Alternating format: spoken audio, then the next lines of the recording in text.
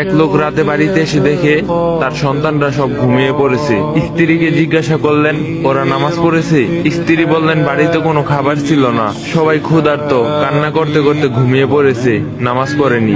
লোকটি বললেন, ওদের জাগিয়ে দাও, ওরা নামাজ পড়ুক। স্ত্রী বললেন, ওদেরকে জাগিয়ে উঠালে খাবার না পেয়ে ওরা তো ক্ষুধার্ত, কান্নাকাটি করবে।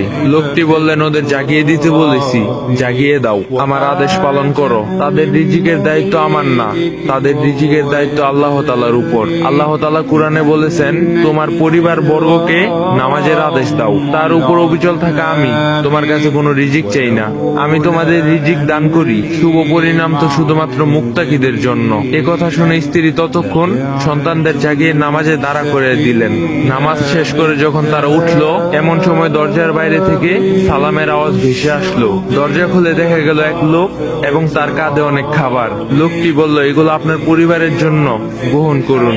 লোকটি কৈফিয়তের সুরে আরো বললেন, শহর থেকে একজন নেতা আমার বাসায় মেহমান হয়ে এসেছিলেন, তার সামনে আমি খাবারগুলা পরিবেশন করলাম, কিন্তু খাবার শুরু করার আগেই আমাদের মাঝে প্রচুর কথা কাটাকাটি শুরু হয়ে গেল।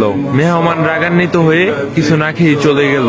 তারপর আমি খাবারগুলো নিয়ে বের হলাম, ভাবলাম আল্লাহ যেদিকে নেন সেখানে খাবারগুলা দিয়ে আসবো। আল্লাহর নামে শপথ করে বলছি, হাঁটতে হাঁটতে আমি আপনার দরজার সামনে এসে দাঁড়িয়ে গেলাম। আমি বুঝতে পারতাছি না আমাকে কি আপনার দরজার সামনে এনে দাঁড়া করাই দিল।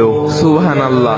রাসূল সাল্লাল্লাহু আলাইহি ওয়াসাল্লাম বলেছেন, তোমাদের রব বলেন, হে আদম, তুমি আমার ইবাদতের জন্য মনোনিবেশন করো, আমি তোমার অন্তরকে সফলতা ভরে দেব এবং তোমার হাত রিজিক দ্বারা পূর্ণ করে দেব। হে বনি আদম, তুমি আমার থেকে দূরে যেও না, ফলে আমি তোমার অন্তর অভাব পূর্ণ করে দেব এবং তোমার দু হাতকে কর্মব্যস্ত করে দেব।